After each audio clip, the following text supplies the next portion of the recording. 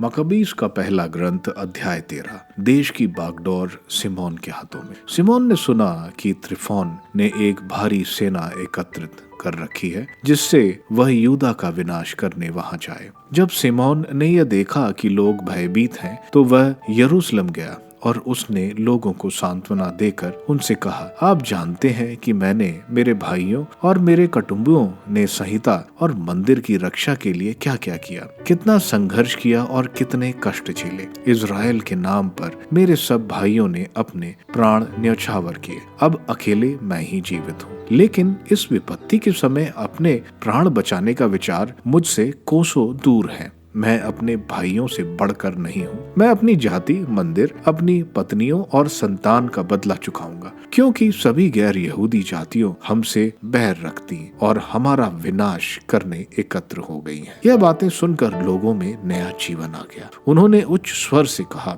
अब यूदा और अपने भाई योनाथन की जगह आप हमारे नेता बने। आप हमारी ओर से युद्ध करें। आप जो कुछ कहेंगे हम वह करने को तैयार रहेंगे। इसके बाद उसने सभी युद्ध कुशल लोगों को एकत्रित किया। शीघ्र ही यरूशलेम की दीवारें बनवाई और नगर को चारों ओर से सुदृढ़ किया। उसने अबसलोम के पुत्र योनाथन को पर्याप्त सेना के साथ याफा भेजा और वहां के निवासियों को भगाकर स्वयं वहां रह गया। यूदा पर त्रिफोन का आक्रमण। तब त्रिफोन एक बड़ी सेना लेकर पतोलमाइस से यूदा देश की ओर चल दिया। योनाथन भी बंदी के रूप में उसके साथ था। इधर सिमोन मैदान के एक छोर पर अदीदा में पड़ा था। जब त्रिफोन ने सुना कि सिमोन ने अपने भाई योनाथन का स्थान ले लिया और वह उससे लड़ने को तैयार है, तो उसने दूत भेजकर उसे कहलाया, मैं योनाथन को बंदी बनाकर इसलिए रखा है कि अब तक उसने अपने पदों का राज कर नहीं चुका है। यदि आप 100 मन चांदी और बंधक के रूप में उसके 2 पुत्रों को भेजें, जिससे वह मुक्त होने पर हमारा शत्रु ना बने, तो हम उसे छोड़ देंगे। यद्यपि सिमोन को इस पटपूर्ण संदेह पर विश्वास नहीं था, फिर भी उसने यह बात मान ली और चांदी तथा बच्चों को ले आने का आदेश दिया, जिससे उसके अपने लोग उससे बैर ना करने लगे और उन्हें यह कहने का अवसर मिले, उसने चांदी और बच्चों को नहीं भेजा, इसलिए योनाथन का विनाश हो गया। इसलिए उसने बच्चों को और 100 मन चांदी भेजी, लेकिन त्रिफोन ने धोखा दिया। उसने योनाथन को मुक्त नहीं किया। इसके बाद त्रिफोन ने देश का विनाश करने के लिए उस पर आक्रमण कर दिया। वह चक्कर लगाकर अदोरा की ओर बढ़ा। वहां जहां जहां जाता था, सिमोन और उसकी सारी सेना वहां वहां उसका सामना करती। यरूशलेम के गढ़ के लोगों ने त्रिफोन के पास आदमी भेजकर कहलाया कि वह उजाड़ खंड के मार्ग से जल्दी ही आ जाए और उनके लिए खाद्य सामग्री भेजे। त्रिफोन ने वहां जाने के लिए सब घुड़सवार तैयार कर लिए, किंतु उस रात इतनी बर्फ गिरी कि वे वहां नहीं जा सके।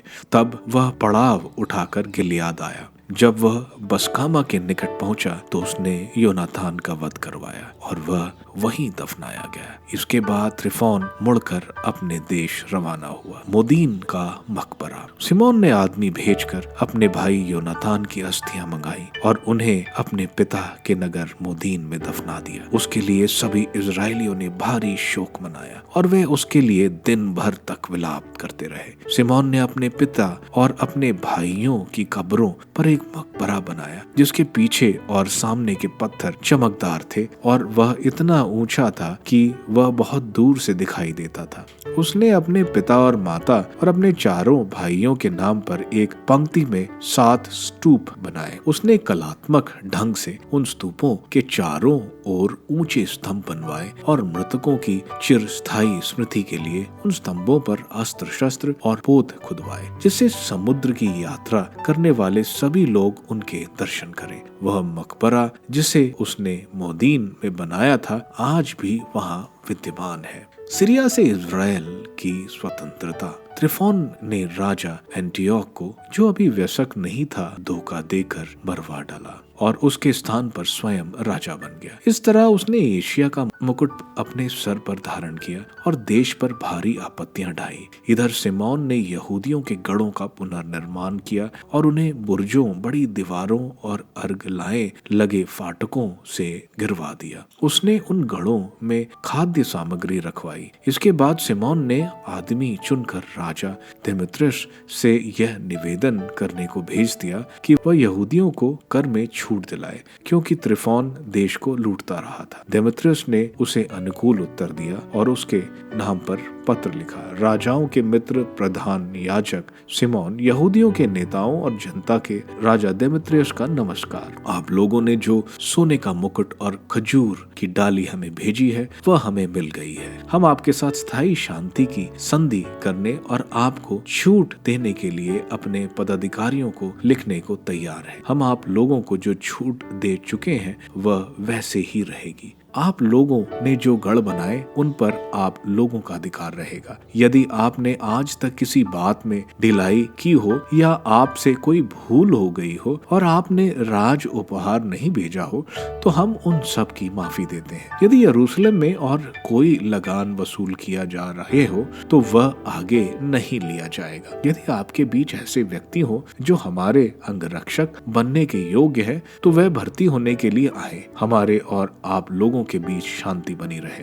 147वें वर्ष यहूदियों पर से अन्य जातियों का जुआ उठा लिया गया। उस समय से लोगों ने लेखों में इस प्रकार लिखना शुरू कर दिया, यहूदियों के सर्वश्रेष्ठ प्रधान याजक, सेनापति और शासक सिमोन के पहले वर्ष में। गेजर पर सिमोन का अधिकार। उस समय सिमोन ने गेजर के विरुद्ध प्रस्थान किया और उसे अपनी सेना से घेर लिया। उसने एक युद्ध यंत्र बनवाकर उसे नगर की दीवार से सटाकर खड़ा कर दिया, एक बुर्ज पर आक्रमण किया और उसे अपने अधिकार में किया। जब उस यंत्र के आदमी नगर में घुसे तो नगर में भारी कोलाहल मचा। नगर वासियों, स्त्रियों और बच्चों को लेकर दीवार पर चढ़ गए, अपने कपड़े फाड़ने लगे और ऊंचे स्वरों में सिमोन से निवेदन करने लगे कि वह उन पर दया करे। उन्होंने कहा, आप हमारी दुष्टता के अनुसार नहीं बल्कि अपनी दया के अनुसार हमारे साथ व्यवहार करें। सिमोन ने उनकी बात मान ली और उन पर आक्रमण नहीं किया, किंतु उसने उन्हें नगर से भगा दिया और उन घरों का शुद्धिकरण करवाया जिनमें देव मूर्तियां थीं।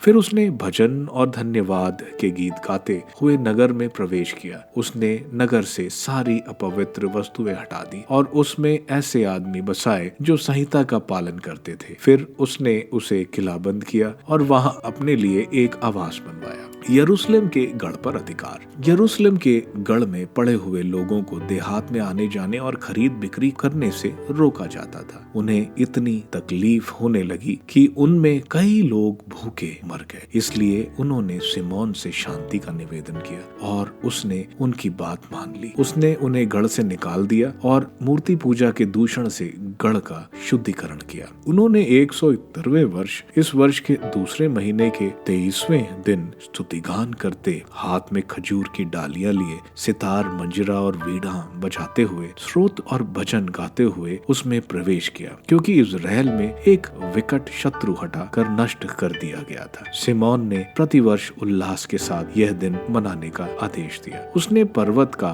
वह भाग जिस पर मंदिर अवस्थित था और जो गढ़ से सटा हुआ था पूरी तरह सृजन कर दिया और वहीं अपने लोगों के साथ रहने लगा। जब सिमोन ने देखा कि अब उसका पुत्र योहन बड़ा हो गया है तो उसने उसे अपनी समस्त सेना का अध्यक्ष नियुक्त किया और वह गेजेर में रहने लगा।